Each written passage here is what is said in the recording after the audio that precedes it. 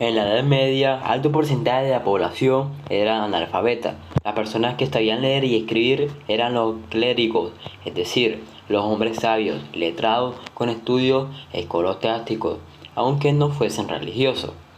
Los nuevos estudios. Carlomagno creó nuevas escuelas abiertas a todo el mundo, no solo a los religiosos. Habían dos tipos de escuelas, los primeros estudios y los estudios superiores. Los primeros estudios, la escuela monástica, clases, los primeros estudios más elementales, se seguían en los monasterios o abadías. Allí acudían los niños de los alrededores. Las clases eran gratuitas y proporcionaban una educación muy básica y fundamental oral.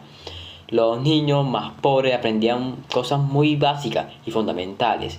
Y estos aprendían a través de la repetición conceptos básicos de la religión y las principales oraciones. Los estudios superiores eran la escuela episcopal o catedrálica.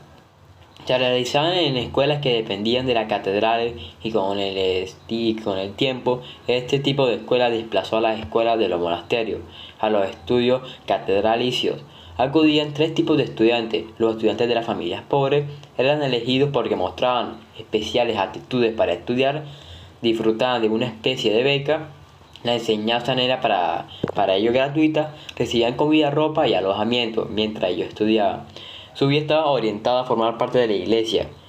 Estaban los estudiantes de las familias ricas y nobles.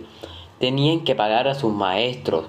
Residían en las ciudades con las mismas comodidades que en sus casas. Los estudiantes mayores eran hombres instruidos que seguían seguir aprendiendo. Iban a las escuelas donde se impartían las materias de su interés. De estas escuelas surgían las universidades en el siglo VII. Las primeras en Europa serán la de Bolonia y la de París en España. El Estadio General de Palencia. Principales características, tipos de enseñanza. Para apreciar lo que fue la educación en la Edad Media, conviene tener en cuenta que durante estos largos siglos hubo numerosos tipos de educación. Cronológicamente, la primera es la impartida por un original órgano educacional, el monasterio. Sigue luego la escuela episcopal o catedral, llamada así porque funcionaba junto a la catedral del obispo. Era una enseñanza impartida a los jóvenes aspirantes del sacerdocio que, reunidos alrededor del obispo, se iniciaban en la vida clerical en calidad de lectores. Idénticas a las escuelas episcopales eran las presbiteriales, que funcionaron en las primeras parroquias rurales creadas donde los bárbaros se asentaban. El cura de parroquia asoció la función de maestro a la de sacerdote.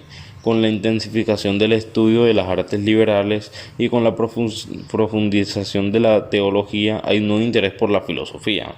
Las artes liberales eran trivium, que se componía de la gramática, retórica y lógica, y la quadrivium, que lo conformaba la aritmética, geometría, música y astronomía.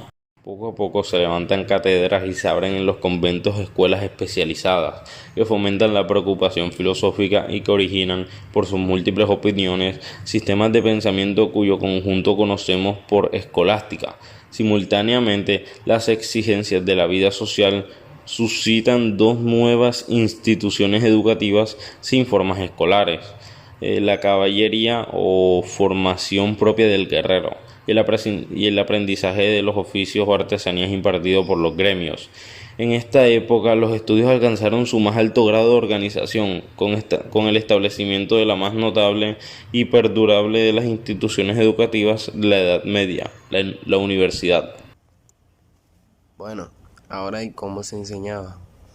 La enseñanza se basaba en la lectura y el comentario de textos. Los maestros glosaban, o sea que comentaban los textos buscando nuevos significados. También se planteaban y resolvían problemas mediante debates entre los estudiantes. Los textos procedían de autores aprobados por la universidad. Se eliminaba cualquier contenido que pudiera ir contra los dogmas de la iglesia.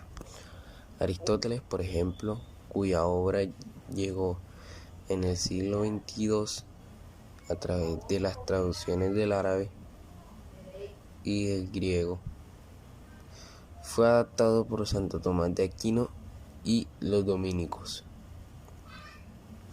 Un elemento clave de la educación y la cultura medieval es el respeto reverencial a lo que está escrito.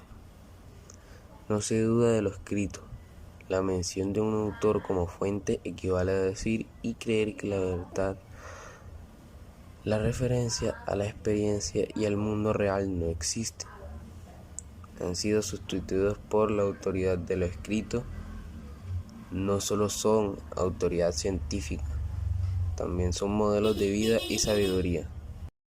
Bueno, los principales lugares de estudios de la Edad Medieval fueron las escuelas monacales y las palatinas.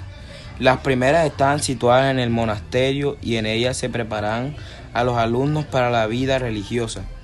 Normalmente esto constaban de escuelas, las cuales se clasificaban la interior, que era únicamente para los futuros monjes, y la exterior, que preparaba a los futuros sacerdotes.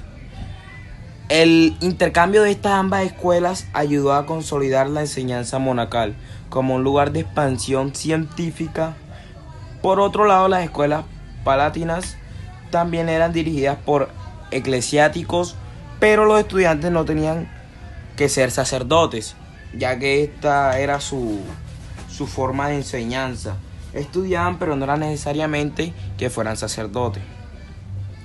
Los niños de la realeza eran educados por profesores de la iglesia y la corte real. Según el protocolo de la corte, esto consistía en aprender a leer, escribir, a luchar y a montar a caballo.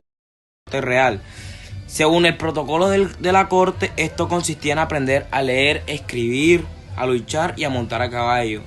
Estas eran las clases y de esto salían exámenes en las escuelas de la Edad Medieval. La educación empezaba por aprender a comportarse como miembros de la casa real. Por otro lado, los nobles eran educados por nodrizas y sirvientas. Estas eran supervisadas por una directora con una buena educación, claramente. Su contenido, cuando los hijos de Aristóteles cumplían los 7 años, se contrataba a un tutor para seguir la educación del niño, pero en casa. Esta vez no iba a ser en la escuela, sino en casa. Bueno, los estudios que practicaban en esto eran prácticamente los mismos en las distintas escuelas. Estos contaban de gramática, retórica y el quadrivium. Más tarde se unirán a la dialéctica y a la lógica en las escuelas.